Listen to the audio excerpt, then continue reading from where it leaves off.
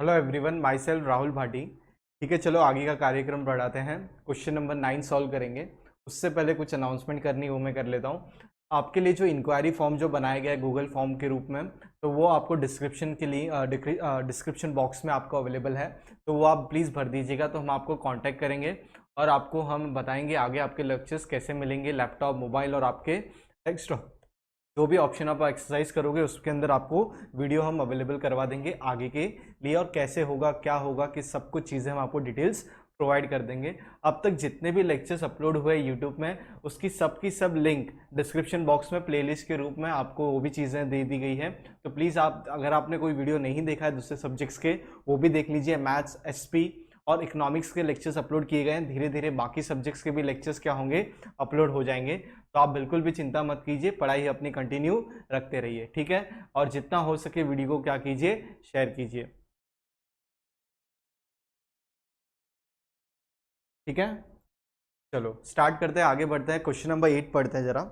Sorry, question number 9। ठीक है, start करेंगे अभी इसको। तो सबसे पहले क्वेश्चन पढ़ना बहुत इंपॉर्टेंट है। तो देखते हैं क्या क्या दिया हुआ है हमको क्वेश्चन के अंदर। Sun and moon are partners in a partnership firm. मतलब क्या है, सन और मून क्या है, पार्टनर है। कहाँ पे, पार्टनरशिप फर्म के अंदर। और प्रॉफिट कैसे शेयर कर रहे हैं ये जानना बहुत इंपॉर्टेंट है भाई। कैसे शेयर कर रहे हैं, एकदम इक्वली, कोई दिक्कत वाली बात नहीं है। You are required to give effects of adjustment with the help of the following information. तो जो भी एडजस्टमेंट्स है उसको हमको क्या करना है, इफेक्ट देना है, सही तरीके से सॉल्व करना है। और क्या क्या पूछा है यहाँ पे, with the help of the following information. एक बार जरा रीड करते, ट्रायल बैलेंस में क्या क्या है। Land and building, furniture, machinery, purchased on 1/7/2018। ठीक है कि नहीं है। तो यहाँ पे हमको एक डॉट दिया हुआ है, एक बना लेंगे हम यहाँ पे, ये हिडन एडजस्टमेंट के रूप में। अब नहीं बनाओ तो भी आपको पता ही है हिडन एडजस्टमेंट है, क्यों, क्योंकि परचेज ऑन 1/7 कुछ ब्रैकेट में एडिशनल इन्फॉर्मेशन दी गई है, तो इसको तो अलग से सॉल्व करना पड़ेगा, कुछ ना कुछ तो यहाँ पे बनता है। ठीक है, फिर क्या है, गुडविल। उसके बाद वेजेस, करंट अकाउंट दिया हुआ है मून का कितना, 4000 रुपीज। कौन सा बैलेंस है, डेबिट बैलेंस है। तो ठीक है, देखेंगे क्या करना है। तो इससे क्या पता चलता है, ये फिक्स कैपिटल मेथड है क्या, कि फ्लक्चुएटिंग है। ये फिक्स कैपिटल मेथड होगा, क्योंकि यहाँ पे क्या दिया हुआ है हमको, यहाँ पे दिया हुआ है कि करंट अकाउंट दिया हुआ है, और कैपिटल अकाउंट तो है ही है। तो कैपिटल अकाउंट है, साथ में करंट अकाउंट है, इसका मतलब ये फिक्स कैपिटल मेथड है। ठीक है, और उसके बाद हमारे पास डिबेंचर्स है, तो यहाँ पे भी हम एक डॉट कर लेते हैं, क्योंकि हिडन एडजस्टमेंट के रूप में सॉल्व करना पड़ेगा। यहाँ पे भी कुछ डेट्स है, तो ये जब आएगा तब हम देख लेंगे। फिर है provident fund investment, stock of postal stamps. फिर है कैपिटल अकाउंट दिया हुआ है सन मून, करंट अकाउंट है सन का, एक है पार्टनर का अकाउंट डेबिट है और एक पार्टनर का अकाउंट क्रेडिट है। तो इसका मीनिंग क्या होता है ये भी मैं आपको बता दूंगा। तो सेंट्री क्रेडिटर्स है हमारे पास, बैंक ओवरड्राफ्ट, रिजर्व फंड और है प्रोविडेंट फंड। और एडजस्टमेंट रीड करते हैं। Partners are entitled to get salary, sorry, partners को कितनी सैलरी मिलनी चाहिए, 6000 मिलनी चाहिए per annum, in addition to the profit and loss sharing. तो प्रॉफिट एंड लॉस तो मिलना ही मिलना है, जो होगा वो तो उनको बेयर करना ही है, साथ में एडिशनली 6000 रुपया मंथली सैलरी मिलेगी। अब डेप्रीशिएशन दिया हुआ है किसके ऊपर, land and building, furniture and machinery. तो तीन चीज पे डेप्रीशिएशन है और तीनों पे रेट अलग अलग है। तो हम डॉट करते हैं कहाँ पे जाके, बिल्डिंग पे एक डॉट कर देंगे, लैंड एंड बिल्डिंग। फिर क्या है, फर्नीचर है। मशीनरी पे तो ऑलरेडी हमने कर दिया है, एक और चाहो तो कर दो, नहीं करोगे एक करोगे तो भी चलेगा, आपको समझ में आ जाना चाहिए वहां पे क्या है करके। यहाँ पे सिर्फ डेट्स का मामला है, क्योंकि डेट्स का मामला क्या है यहाँ पे, परचेज ऑन 1/7/2018। तो इसको हम जब एडजस्टमेंट करेंगे तब हम देखते हैं। फिर है आपके पास interest on capital, that is 5% per annum. तो कैपिटल के ऊपर इंटरेस्ट मिलने वाला है, किसको मिलने वाला है। अब आप सिंपल लॉजिक याद करो, कैपिटल कौन इन्वेस्ट करता है, पार्टनर। तो पार्टनर ने पैसा किसको दिया, फर्म को। तो इंटरेस्ट कौन देगा, फर्म देगा किसको, पार्टनर को। सपोज ऐसा उल्टा होता, क्या होता, लोन दिया होता, किसने लोन दिया है, पार्टनर ने। तो इंटरेस्ट किसको मिलता, पार्टनर को मिलता। सेम, तो कैपिटल देगा तो भी क्या मिलेगा, इंटरेस्ट मिलेगा। कौन देगा इंटरेस्ट, फर्म देगा। लोन किसने लिया है, फर्म ने लिया है, तो पैसा कौन पे करेगा, फर्म पे करेगा। अभी इसका उल्टा क्या बोल रहा हूं मैं, जैसे कि सपोज फर्म ने लोन दिया है पार्टनर को, किसी पार्टनर को जरूरत पड़ी है लोन की, तो फर्म ने पैसा दिया है, सही बात है कि नहीं है। तो फर्म ने पैसा दिया है लोन के रूप में किसको, एक पार्टनर को। तो वो पार्टनर क्या करेगा, इंटरेस्ट पे करेगा किसको, फर्म को। तब वो क्या बनेगी, इनकम। ठीक है, तो चलो यहाँ पे तो वो वाला केस है नहीं, यहाँ पे इंटरेस्ट ऑन कैपिटल है। फिर है आपके पास क्लोजिंग स्टॉक, फिर है आपके पास वेजिस। तो कैपिटल के इधर भी जाके हम क्या कर देते हैं, एक डॉट कर देते हैं, ताकि हमको पता रहेगा यहाँ पे हमको क्या करना है, इंटरेस्ट का एक एडजस्टमेंट कंपोनेंट है उसको हमको सॉल्व करना है, ठीक है कि नहीं है। फिर नेक्स्ट क्या है, wages include 1000 as advance given to workers. तो वेजेस क्या है, उधर 1000 रुपए का एक एडवांस दिया गया है, किसको दिया हुआ है, वर्कर्स को दिया है। तो इसके बारे में भी हम देख लेंगे क्या करना है। Interest due but not paid, interest due है पर पे किया गया नहीं है, कितना है 800 रुपया। तो इसका कुछ है इंटरेस्ट, किधर कुछ लिखा हुआ है क्या, किधर भी नहीं लिखा हुआ है खर्चे के रूप में, तो इसका हम देखेंगे क्या करना है। और total net profit amounted to ₹38,113 बराबर है। अब यहाँ पे एक चीज जरा समझने की बात, एक सम हमने किया था वहां पे ग्रॉस प्रॉफिट दिया था, ग्रॉस प्रॉफिट दिया था तो ट्रेडिंग अकाउंट बनाने नहीं बोला था, उसके बाद हमने नेट प्रॉफिट ढूंढा था। तो यहाँ पे नेट प्रॉफिट दे दिया, मतलब ग्रॉस प्रॉफिट आया होगा, उसी के बाद तो नेट प्रॉफिट आया है। विदाउट ग्रॉस प्रॉफिट ढूंढे हुए नेट प्रॉफिट आ सकता है क्या, नहीं आ सकता है। तो इसकी वजह से देखो आगे आपका डाउट क्लियर हो जाएगा क्या क्या बनाने बोला है। You are required to prepare, भाई बैलेंस शीट बनाओ, इन पार्टनर्स करंट अकाउंट बनाओ, और कुछ बनाने की जरूरत नहीं है, बस उतना ही आपको काम करना है और कुछ भी काम करना नहीं है, ठीक है। तो ये चीजें हम जरा देखते हैं और हम समझते हैं। अरे भाई किधर चला गया,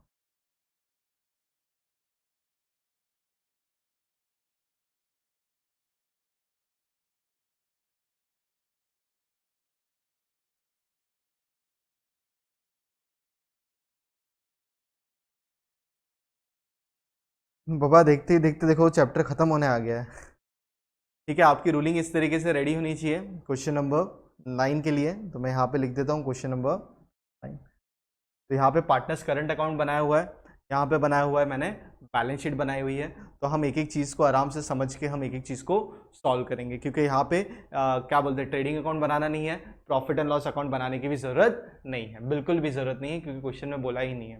partners are entitled to get salary 6,000 rupees per annum in addition to their profit and loss account. तो एक चीज बताओ, जो भी पैसा पार्टनर को मिलेगा या पार्टनर कुछ पैसा देगा, वो कहां से देगा, करंट अकाउंट से देगा, ठीक है कि नहीं। कैपिटल अकाउंट को तो हमको हाथ लगाने की बिल्कुल भी जरूरत नहीं है। तो पहले हम क्या करते हैं, बैलेंसेस लिख लेते हैं। तो डेबिट बैलेंस है, किसका बैलेंस है, मून का। तो हमारे पास पार्टनर्स है,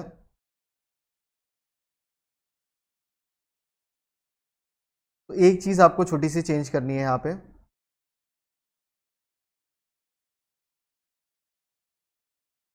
पार्टनर कौन है, दो पार्टनर है, एक एक तो है सन, उसका रुपीस हो गया, फिर है मून के लिए रुपीस। तो पार्टनर का नाम लिखना बहुत जरूरी है, ठीक है। डेबिट बैलेंस किसका था, मून का था। तो यहां पे हम पहुंच के क्या लिखेंगे, टू बैलेंस ब्रॉट डाउन सन की द डैश, यहाँ पे कितना लिख दोगे 4000। यहाँ पे क्योंकि सन का बैलेंस क्या था, क्रेडिट बैलेंस था, तो क्रेडिट साइड आप लिखोगे बाय बैलेंस ब्रॉट डाउन। तो सबसे पहले ओपनिंग बैलेंसेस डालना बहुत जरूरी है, उसके बिना कुछ सम सॉल्व होगा नहीं। सन का बैलेंस कितना है, 6,000 रुपीज, ठीक है। तो ये करंट अकाउंट की ओपनिंग बैलेंसेस हम डाल देते हैं। और मून के इधर क्या होगा, डैश कुछ भी नहीं, क्योंकि उसका डेबिट बैलेंस है। अब क्रेडिट बैलेंस मतलब क्या होता है, क्रेडिट साइड है, ठीक है। क्रेडिट साइड बोला तो कौन सा, लाइबिलिटी साइड हो गई, ठीक है। तो फर्म को 6,000 रुपये सन को देने हैं, इसका मतलब ये हुआ। डेबिट बैलेंस है ना कोई पार्टनर का, मतलब पार्टनर को फर्म को देने, ठीक है। ये चीज जरा ध्यान रखना क्योंकि वो डेबिट साइड है, ठीक है। चलो आगे बढ़ते हैं, अभी देखते हैं सबसे पहले क्या था, सैलरी थी।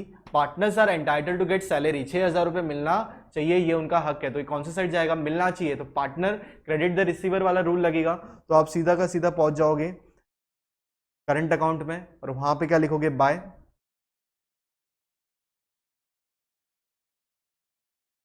Profit and loss account, bracket में क्या लिखोगे, पार्टनर्स सैलरी, कितना लिखोगे, दोनों को कितना एंटाइटल है, 6,000 रुपीज, 6,000 रुपीज। तो ये चीज आपको ध्यान रखनी बहुत जरूरी है। अब उसके बाद नेक्स्ट क्या है, अब सेकंड इफेक्ट आप बोलोगे sir second effect, second effect देना है, यस। पीएनएल में खर्चा है ना, किसके लिए, फर्म के लिए, लेकिन यहाँ पे पीएनएल बनाना ही नहीं है, तो उसका इफेक्ट हम देने वाले नहीं है। तो इसी के साथ हमारा पहला एडजस्टमेंट खत्म हो गया। Depreciation on land and building, furniture and machine, तो एक एक चीज को एक टाइम लेंगे। लैंड एंड बिल्डिंग है, तो बैलेंस शीट में आप पहुंच जाओगे सबसे पहले, एसेट साइड क्या लिखोगे यहाँ पे, land and building,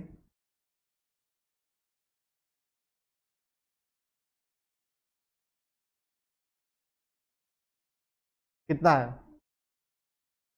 40,000, less depreciation eight 10%, तो कितना होगा 40,000, अरे सॉरी 4,000, तो बाहर कितना चला जाएगा 36,000। तो ये सबसे पहला हो गया। सेकंड इफेक्ट तो देना नहीं है, तो बात खत्म हो गई यहाँ पे, एक इफेक्ट में आपका काम बन जाएगा। अब नेक्स्ट क्या है, उसके बाद लैंड एंड बिल्डिंग हो गया।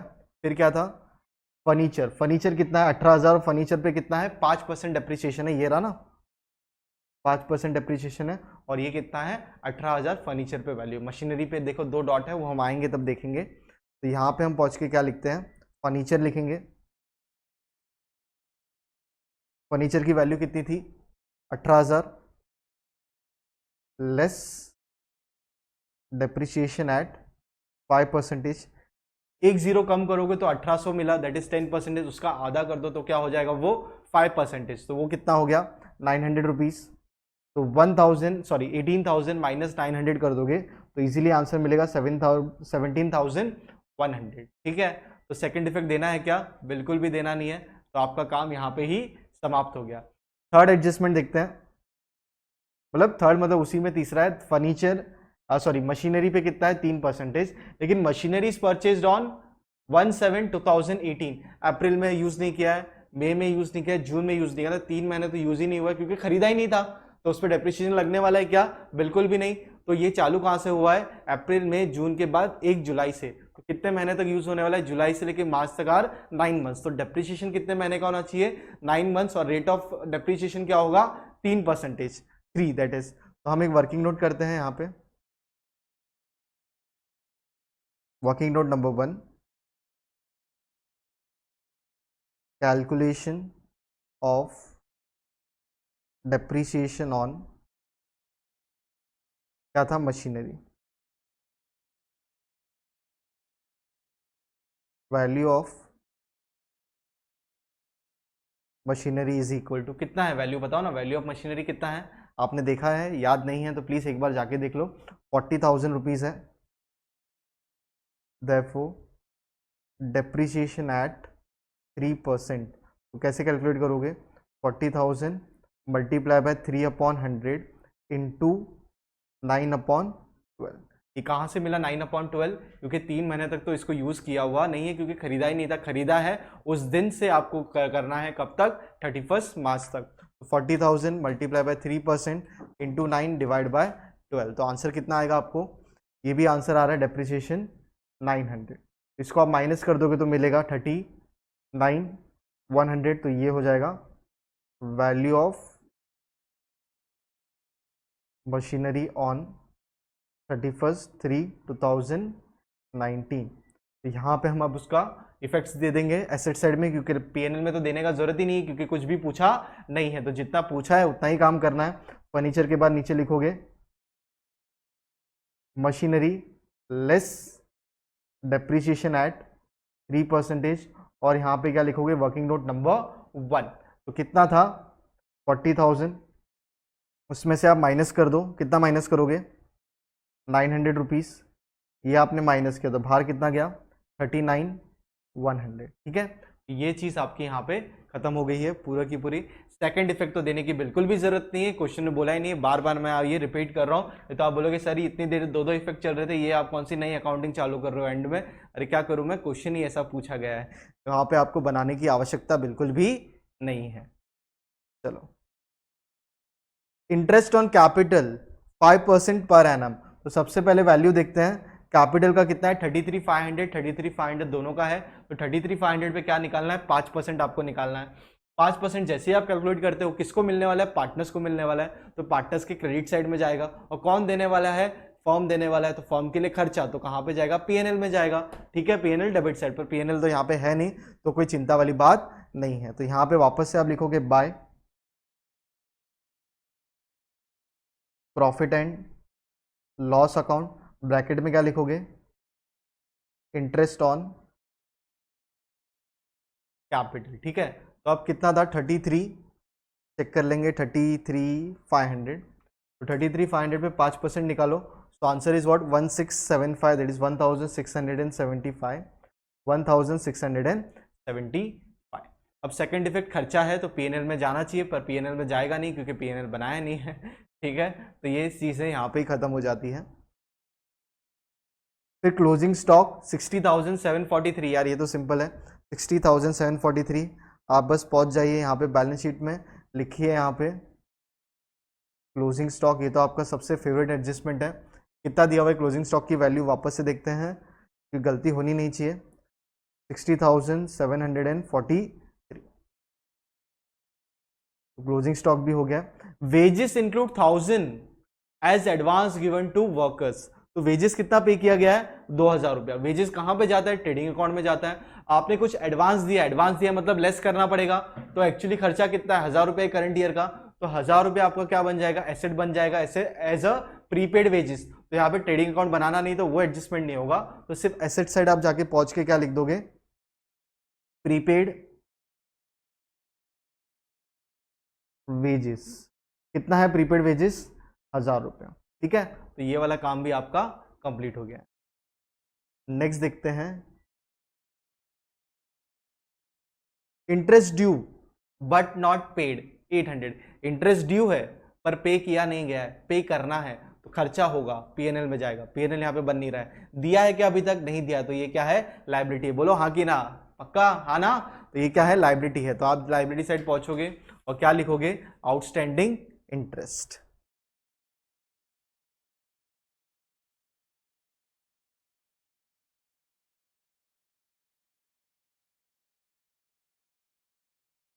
ठीक है, आउटस्टैंडिंग इंटरेस्ट कितना लिखोगे, 800 रुपीज। ठीक है, पक्का। चलो, total net profit amount to rupees 38,113। अब ये 38,113 किसका है, दोनों पार्टनर्स का है। और शेयर कैसे करना है, ये देखो यहाँ पे दिया हुआ है, इक्वली, एकदम इक्वली बांटना है दोनों को। तो डिवाइड बाय 2 कर दो, तो पॉइंट में आंसर आ रहा है, तो एक को 1 रुपया ज्यादा दे दो और एक को 1 रुपया कम कर दो, राउंड ऑफ कर दो, तो कोई दिक्कत वाली बात नहीं है। तो यहाँ पे आप क्या लिखोगे, बाय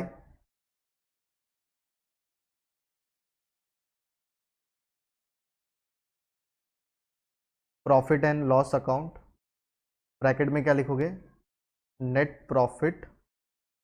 आपके पास जगह होगी, मेरे पास जगह थोड़ी कम पड़ गई है, दैट इज 19056 और दूसरे को 19057। 5.5 को कम, 0.5 को ज़्यादा, तो 1 रुपया ज़्यादा चला जाएगा, तो इतना चलता है, कोई दिक्कत नहीं। आप बोलोगे सर किसको ज़्यादा देना है, आपकी मर्जी, सन को ज़्यादा देना है सन को दो, और मून को ज़्यादा देना है तो मून को दो। मतलब यहाँ पे फिर 7 हो जाएगा, वहाँ पे फिर 6 हो जाएगा, ये आपके ऊपर डिपेंड करता है। तो इसी के साथ जितने भी एडजस्टमेंट थे सबके सब समाप्त हो चुके हैं। अब हम क्या करेंगे, यहाँ पे पोस्टिंग करते हैं जो जो बचा हुआ है। वो लैंड एंड बिल्डिंग हो चुका है, फर्नीचर हो चुका है, मशीनरी हो चुका है, गुडविल का वैल्यू कितना है, 2000 रुपया। तो goodwill is an intangible asset, तो आप यहाँ पे पहुंच के क्या लिखोगे, गुडविल लिखोगे, कितना लिखोगे, 2000। ठीक है, तो ये चीज आपने यहाँ पे लिख दी है। उसके बाद नेक्स्ट क्या है, वेजेस हो चुका है। करंट अकाउंट, आप वेजेस तो आपको पता है ना, आपने क्या किया था, वेजेस तो ट्रेडिंग में जाना चाहिए था, तो वहां का एक एडजस्टमेंट था, वो भी सॉल्व हो गया, क्योंकि आपके लिए क्या था, ये एक्स्ट्रा पे किया गया था, तो आपने उसको क्या लिख दिया, प्रीपेड वेजेस करके आपने एसेट साइड दिखा दिया। करंट अकाउंट का ओपनिंग बैलेंस था, वो आपने ले लिया। अब डिबेंचर आ गया, कितना है डिबेंचर, 8% डिबेंचर, दैट इज कितना, 8000। और कब परचेस किया है, 1/10/2018। तो इस पे इंटरेस्ट बनता है क्या, यस, इस पे इंटरेस्ट बनता है, तो हम कैलकुलेट करेंगे।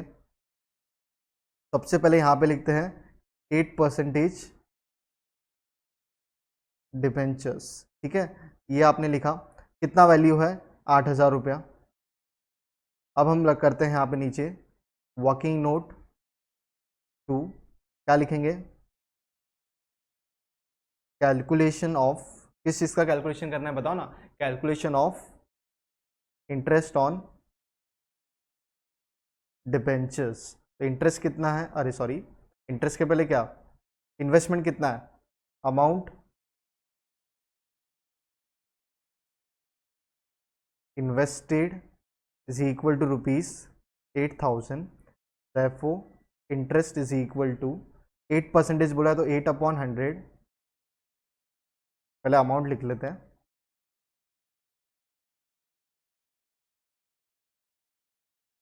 8000 मल्टीप्लाई बाय 8/100 इंटू 6/12। भैया 6/12 कहाँ से एंट्री मार दिया, wild card entry.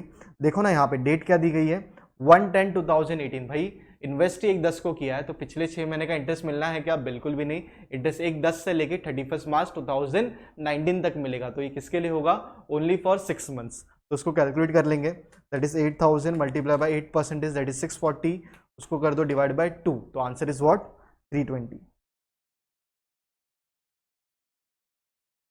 Add outstanding interest 800, यहाँ पे एक जीरो कम कर देता हूँ। हमेशा ये सब ध्यान रखा करो, कभी कभी चीज़ें हो जाती है। तो आंसर विल बी व्हाट, अरे भाई 800 कहाँ से आ गया, 320। तो आंसर इज 8320। तो और क्या बचा है, कुछ बचा है पोस्टिंग के लिए, देखते हैं। प्रोविडेंट फंड इन्वेस्टमेंट, भाई इन्वेस्टमेंट किया हुआ है तो कहाँ पे जाएगा, एसेट साइड। एक साम जब आया था इलस्ट्रेशन में था, तो वहां पे मैंने पूरा डिटेल में बताया हुआ है प्रोविडेंट फंड इन्वेस्टमेंट क्या होता है, प्रोविडेंट फंड क्या होता है, ये सब चीजें हमने अच्छे से डिस्कस की हुई थी। तो provident fund investment asset side जाएगा, तो यहाँ पे लिखेंगे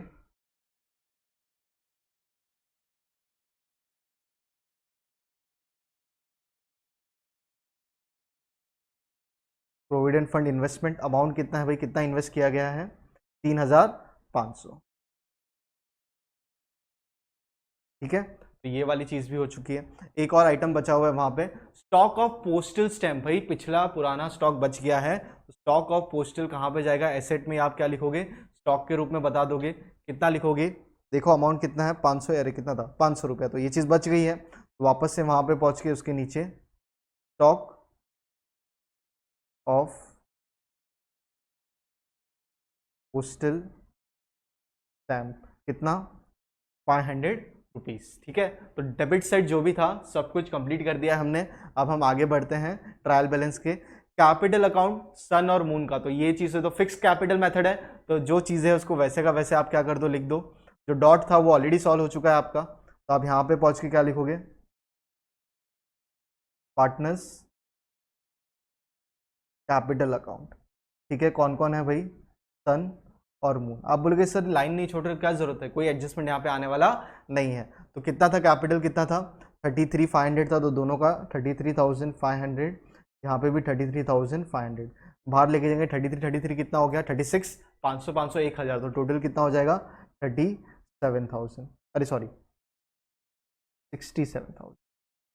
ठीक है, तो ये टोटल इधर का इधर ही कंप्लीट। फिर पार्टनर्स करंट अकाउंट भी लिख लेते हैं, वहां से क्लोजिंग बैलेंस यहाँ पे आ जाएगा, पार्टनर्स करंट अकाउंट। कौन है दो पार्टनर, सन और मून, तो दोनों के बैलेंसेस हम यहाँ पे लिख देंगे। ठीक है, अब और क्या आइटम से कुछ देखते हैं। सन्ड्री क्रेडिटर्स 25,000, तो यहाँ पे पहुंचेंगे लाइबिलिटी साइड, आउटस्टैंडिंग के उधर ऊपर लिख देते हैं सन्ड्री क्रेडिटर्स कितना, 25,000। और कुछ बचा है क्या, जरा चेक करते हैं, 25 हो गया। बैंक ओवरड्राफ्ट 10,000, तो उसी के नीचे आउटस्टैंडिंग इंटरेस्ट के नीचे लिख सकते हो बैंक ओवरड्राफ्ट कितना, 10,000 रुपीज। तो ये चीजें भी आपको सब चीज का मीनिंग, सब कुछ चीजें पहले कवर हो चुका है। अब उसके बाद क्या, रिजर्व फंड और क्या प्रोविडेंट फंड, ये दोनों फंड है, तो ये भी लाइबिलिटी साइड जाएंगे, क्लियर है। कितना, 5,000 रिजर्व फंड और क्या है, प्रोविडेंट फंड। तो पहले रिजर्व फंड लेते हैं, रिजर्व फंड प्रोविडेंट फंड कितना, 5,000, दोनों बाहर लिखोगे, और यहाँ पे भी 5,000। ठीक है, अब एक बार चेक कर लो कुछ छूटा है क्या आपका। ठीक है, ये आपके लिए पार्टनर्स करंट अकाउंट पहले, क्योंकि पार्टनर्स को जो जो पैसे मिलने हैं, सैलरी मिलना है रिसीवर क्रेडिट साइड, कैपिटल पे इंटरेस्ट मिलना है पार्टनर को क्रेडिट साइड, प्रॉफिट मिलना है, लॉस होता कुछ भी पार्टनर के जेब से जाता डेबिट साइड आ जाता। फिर बैलेंस शीट के तो आइटम्स आपको एक एक अच्छी तरीके से पता है, तो ये रहा। ठीक है, एक बार देख लीजिए, फिर हम टोटलिंग बैलेंसिंग करना चालू कर देंगे। अब बैलेंसिंग तो यार बहुत सिंपल है, क्रेडिट साइड को टोटल करो, सीधी सी बात है क्रेडिट साइड ज़्यादा होगा, तो पहले क्या ले लो, 6,000 प्लस 1,675, 19,057, तो कितना मिला, 26,732।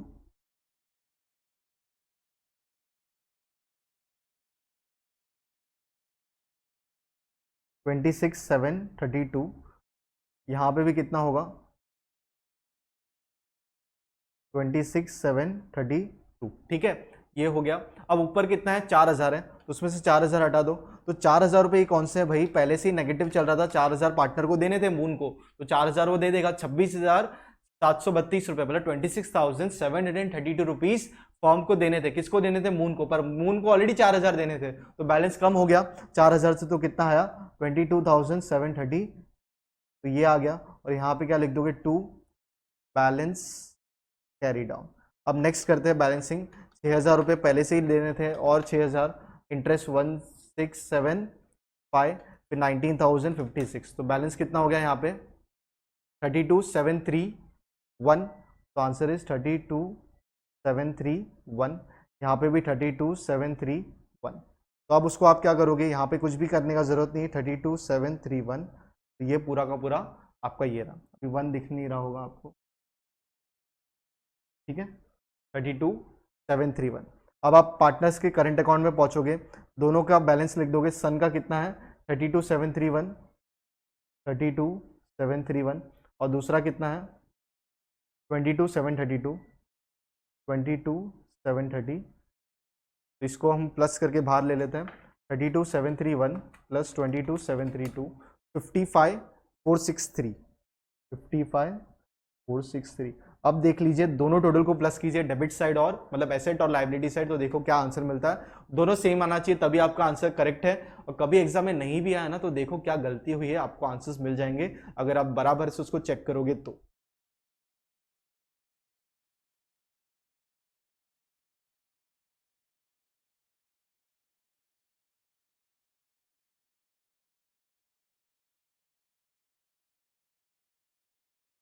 लाइबिलिटी साइड टोटल आ चुका है मेरे पास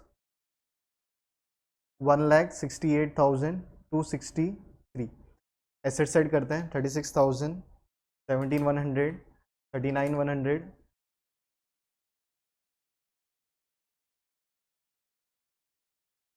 2,000, 60,743। आराम से करिए, कोई दिक्कत नहीं है।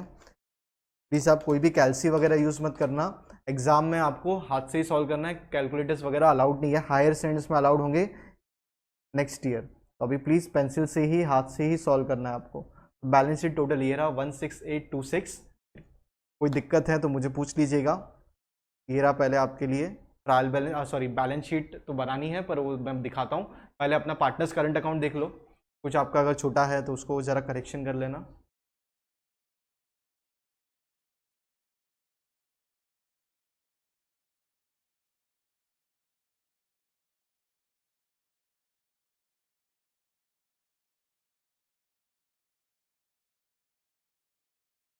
ठीक है, ये लीजिए बैलेंस शीट, मैं आपको वर्किंग भी दिखा दूंगा।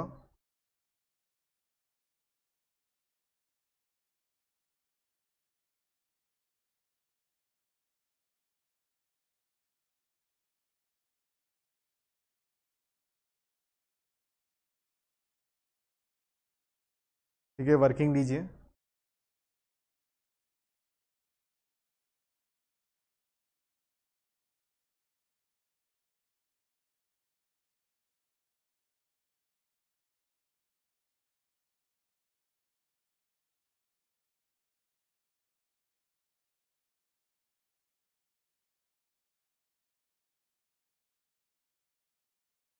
ठीक है, तो ये वाला सम हमारा कंप्लीट हो गया है।